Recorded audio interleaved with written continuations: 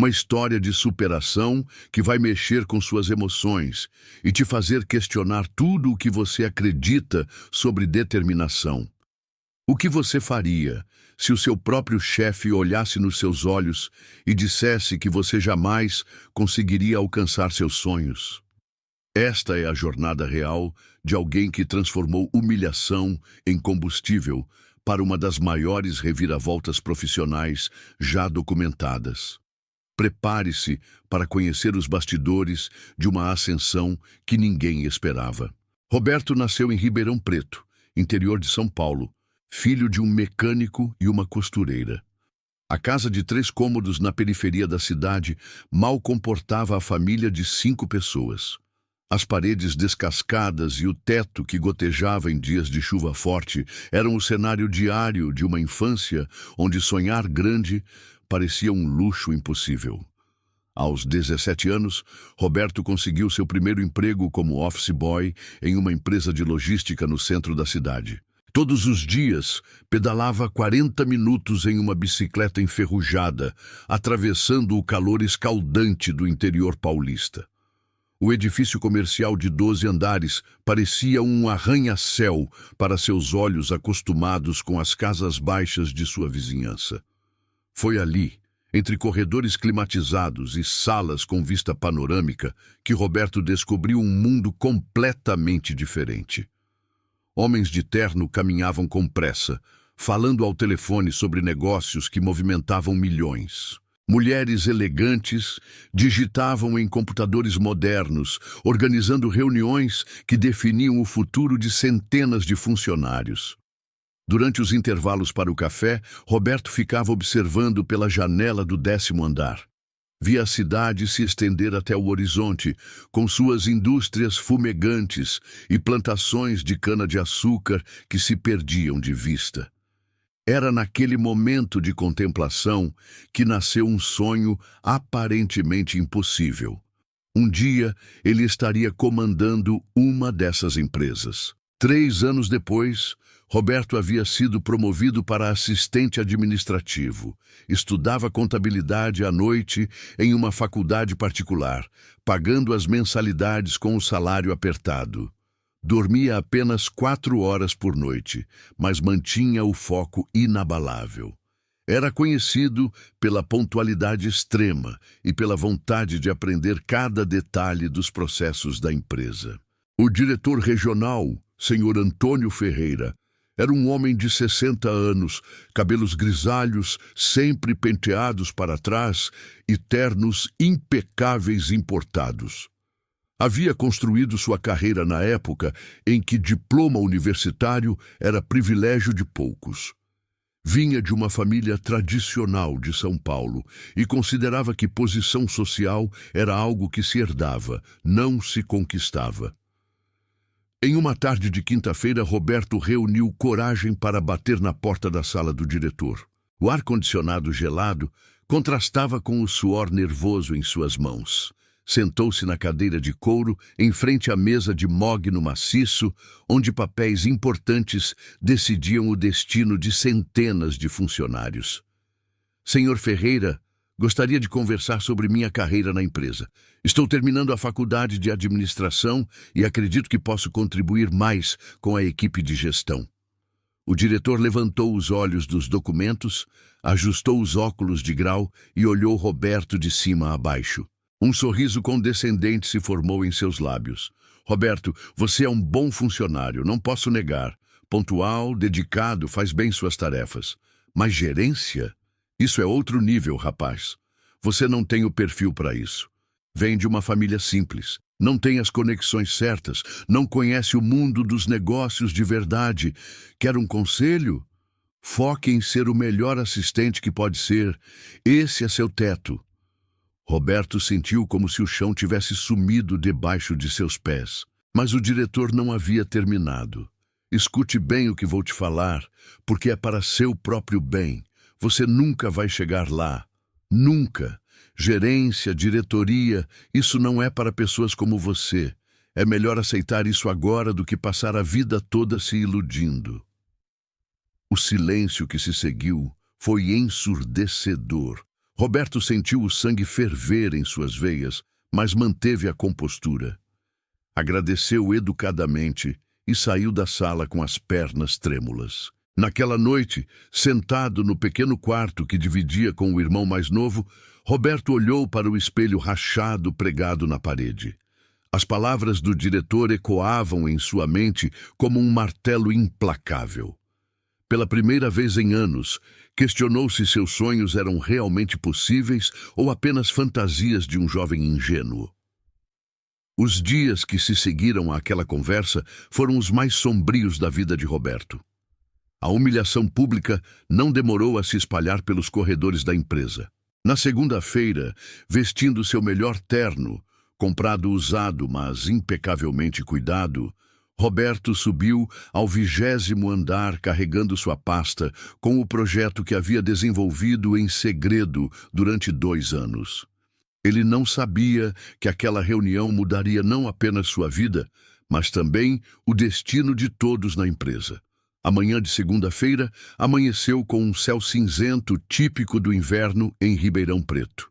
Roberto chegou à empresa 2 horas antes do horário habitual, revisou sua apresentação uma última vez e organizou todos os documentos em sua pasta.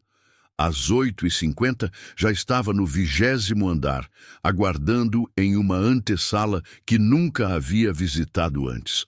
O ambiente era impressionante, piso de mármore, móveis de design italiano, quadros originais nas paredes e uma vista panorâmica da cidade que deixava claro o poder concentrado naquele andar.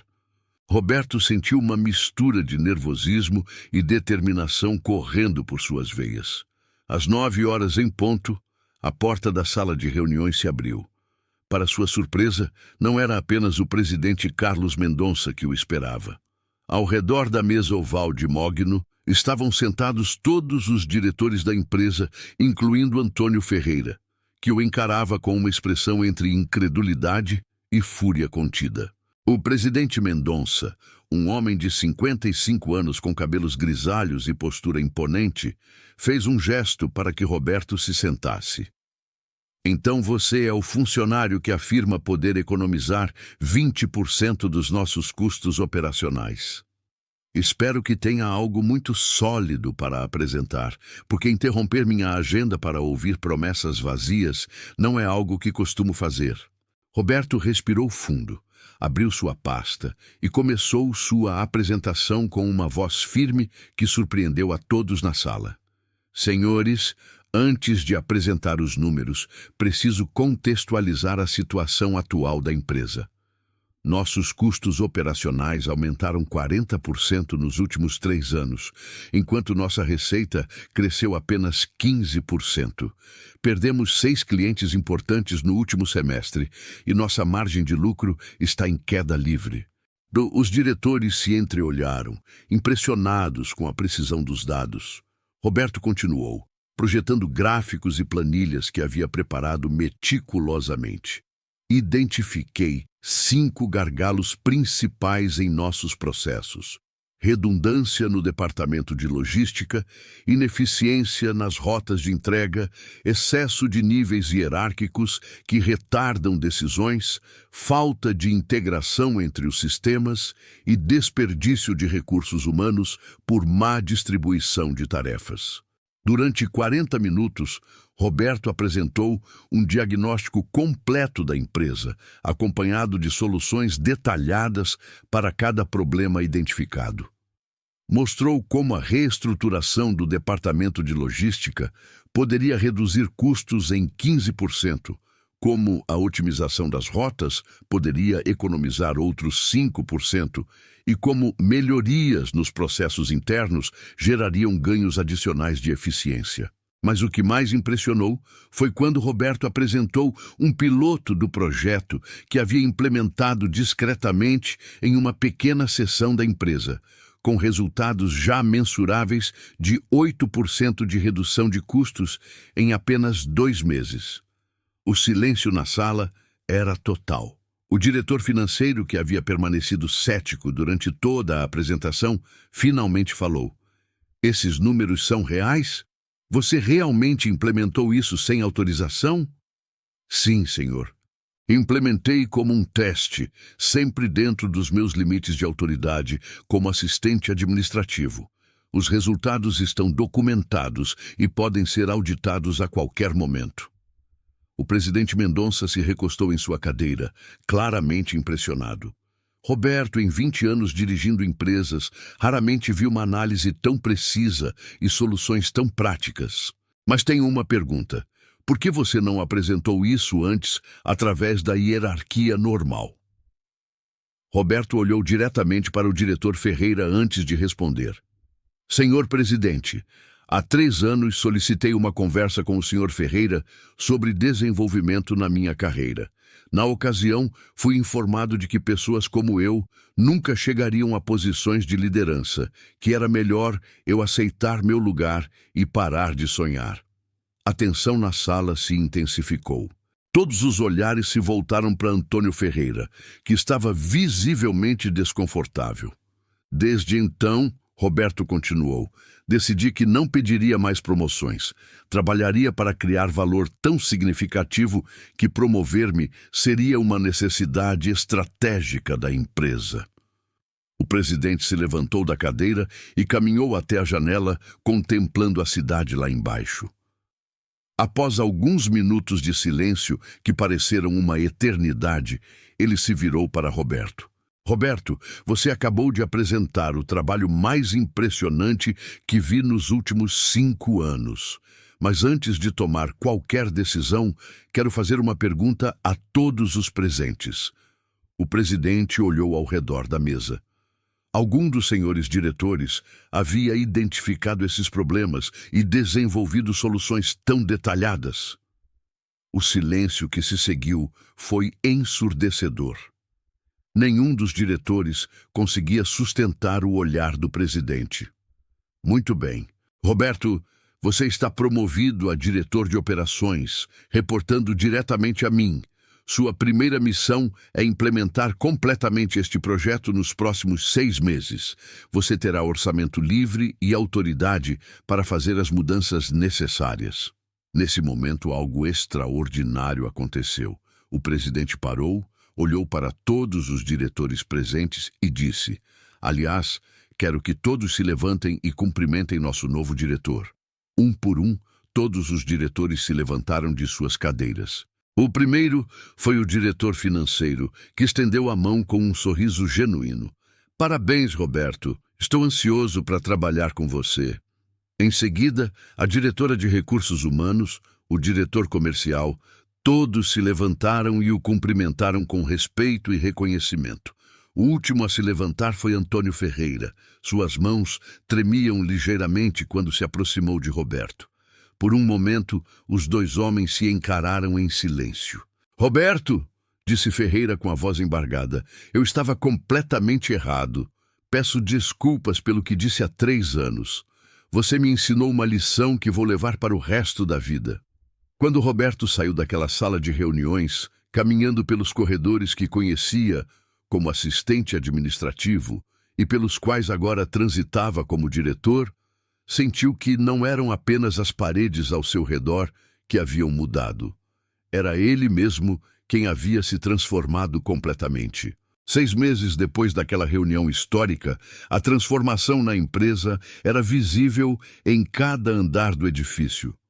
Os projetos implementados por Roberto não apenas cumpriram a promessa de reduzir custos em 20%, mas superaram as expectativas, gerando uma economia de 28% e aumentando a satisfação dos clientes em 40%.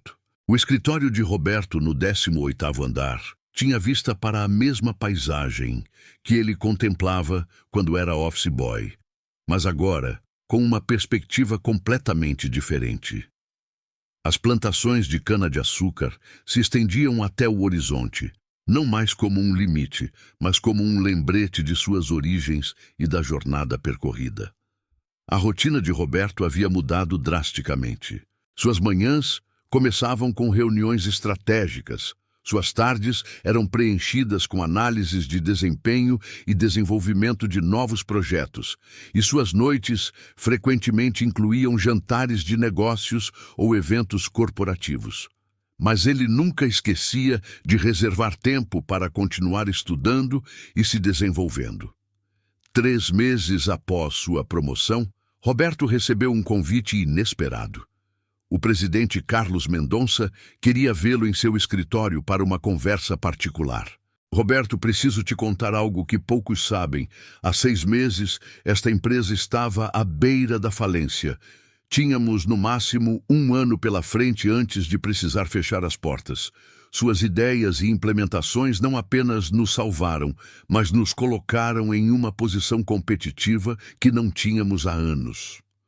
O presidente fez uma pausa, olhando pela janela antes de continuar. Por isso tomei uma decisão.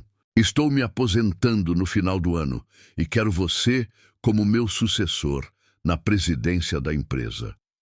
Roberto sentiu como se o mundo tivesse parado. Do office boy, que pedalava 40 minutos para chegar ao trabalho, ao futuro presidente da empresa, em menos de 5 anos. Era uma jornada que parecia impossível, mas que havia se tornado realidade através de determinação, estratégia e muito trabalho. A notícia da sucessão se espalhou rapidamente pela empresa. As reações foram as mais diversas. Alguns funcionários mais antigos expressaram ceticismo inicial, mas a maioria demonstrou entusiasmo genuíno. Roberto havia conquistado respeito não apenas pelos resultados, mas pela forma como tratava cada pessoa, independentemente de sua posição hierárquica. Uma semana após o anúncio, Roberto estava caminhando pelos corredores quando encontrou Antônio Ferreira saindo do elevador. O ex-diretor, que havia solicitado transferência para a filial de São Paulo após os eventos da reunião, estava na empresa para uma visita de despedida. Roberto, posso ter uma palavra contigo? Os dois se dirigiram para uma sala de reuniões menor. Antônio parecia visivelmente emocionado. Você sabe, nos últimos meses, tenho refletido muito sobre nossa conversa de 3 anos atrás. Percebi que meu erro não foi apenas subestimar você, mas subestimar o potencial humano de forma geral. Durante toda a minha carreira, acreditei que posição social e origem determinavam o destino das pessoas. Antônio fez uma pausa, lutando com as emoções. Você me mostrou que estava completamente errado e, mais importante, me mostrou que nunca é tarde para mudar nossa forma de ver as pessoas. Na filial de São Paulo, estou implementando programas de desenvolvimento para funcionários de todos os níveis, inspirado no que aprendi observando sua jornada. Roberto estendeu a mão para Antônio. Senhor Ferreira, aquela conversa de 3 anos atrás foi um presente, mesmo que disfarçado. Me ensinou que o que os outros pensam sobre nosso potencial é irrelevante. O que importa é o que estamos dispostos a fazer para realizar nossos sonhos.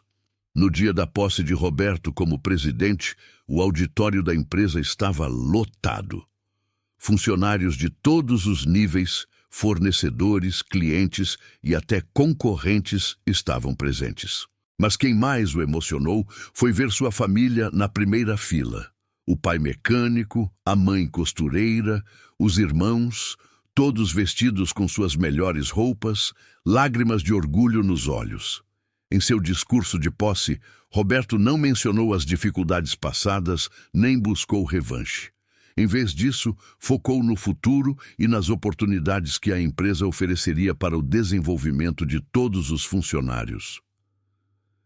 Minha jornada nesta empresa me ensinou que talento e potencial existem em todos os níveis. Como presidente, meu compromisso é criar oportunidades para que cada pessoa possa desenvolver ao máximo suas capacidades, independentemente de sua origem ou posição atual. 2 anos depois, sob a liderança de Roberto, a empresa havia se tornado referência em seu setor. Mas o que mais o orgulhava não eram os prêmios ou reconhecimentos. era receber cartas de funcionários que haviam sido promovidos, que haviam conseguido terminar a faculdade com o programa de bolsas que ele implementou, ou que simplesmente se sentiam valorizados e respeitados em seu ambiente de trabalho. Em uma tarde de sexta-feira, Roberto estava organizando seus documentos quando sua secretária anunciou uma visita inesperada. Um jovem de cerca de 20 anos, claramente nervoso, entrou em sua sala. Senhor Roberto, meu nome é Lucas. Sou office boy aqui há 6 meses. Gostaria de conversar sobre minha carreira na empresa. Tenho algumas ideias que acredito que podem ajudar a melhorar nossos processos. Roberto sorriu, reconhecendo em Lucas o mesmo brilho no olhar que ele tinha anos atrás. Claro, Lucas. Sente-se. Tenho todo o tempo do mundo para ouvir suas ideias. Enquanto o jovem falava com entusiasmo sobre suas propostas de melhoria, Roberto se lembrou das palavras que havia ouvido 3 anos antes. Você nunca vai chegar lá. Agora, olhando para Lucas, ele sabia que sua verdadeira missão não era apenas ter chegado ao topo, mas garantir que outros também pudessem chegar. A história de Roberto havia se tornado lenda na empresa, mas mais importante que isso, havia se tornado prova viva de que, com determinação, estratégia e trabalho incansável, qualquer pessoa pode transformar uma frase desmoralizante no combustível para alcançar o impossível. E quando alguém lhe perguntava qual havia sido o segredo do seu sucesso, Roberto sempre respondia: o segredo foi nunca aceitar que alguém definisse meus limites. O único limite real é aquele que impomos a nós mesmos. E você? Já ouviu que não conseguiria realizar seus sonhos? Como reagiu? Deixe sua história nos comentários. Cada experiência importa e pode inspirar alguém que precisa ouvir isso hoje. Se esta história tocou seu coração, inscreva-se no canal para mais histórias reais de superação que vão mudar sua perspectiva sobre os desafios da vida. E não perca nosso próximo vídeo recomendado, onde contamos a história de alguém que perdeu tudo aos 50 anos e reconstruiu um império do zero.